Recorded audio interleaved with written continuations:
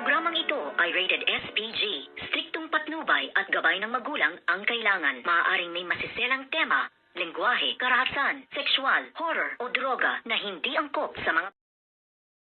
Good morning mga kachikas and welcome sa aking munting channel. Wala ngang kaalam-alam itong si General Pacheco or si Agustos na meron ngang nagtatangka sa kanyang buhay na ngayon nga ay dalawang grupo na. Ang grupo nga nitong si Primo at ang grupo nitong si Angkong, dahil nga sa pagtraidor nitong si General Pacheco sa kanila at tinanggalan na sila ng suporta ng mga kapulisan, at ngayon ay meron siyang isang bagong kasosyo, itong ang si Divina, kasama nga ang grupo nitong si Tanggol, kung kat ngayon ay napasugod na nga itong grupo ni Angkong upang tapusin na nga ang buhay nitong si General Pacheco kasama nga sila Divina. Ngunit hindi nga sila magtatagumpay na maidami nga ang grupo nitong si Divina, at dito naman ay huli na nga nang dumating itong si Rigor nang makita niya itong si Marites na may sugat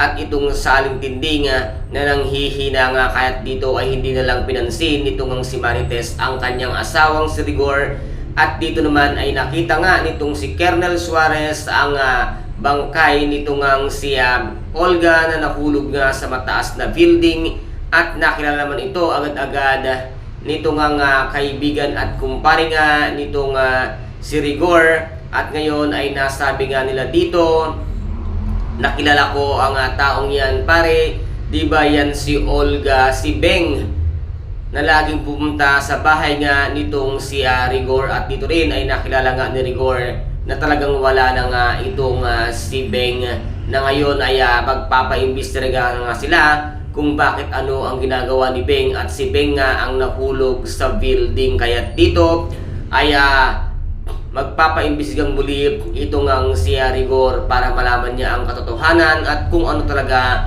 ang tunay nangyari dito nga kay Aling Tinding at sa kanyang asawang si Marites. Kaya guys, ito po ang ating pakaabangan sa mga susunod na episode dito nga sa FPJ Ang Batang Quiapo. At kung nagustuhan po ninyo ang aking videos for today, paki-subscribe na lamang po ng aking channel, paki-like and share para maging update kayo sa lahat ng gagawin kong videos. Maraming salamat po. Ingat, God bless, and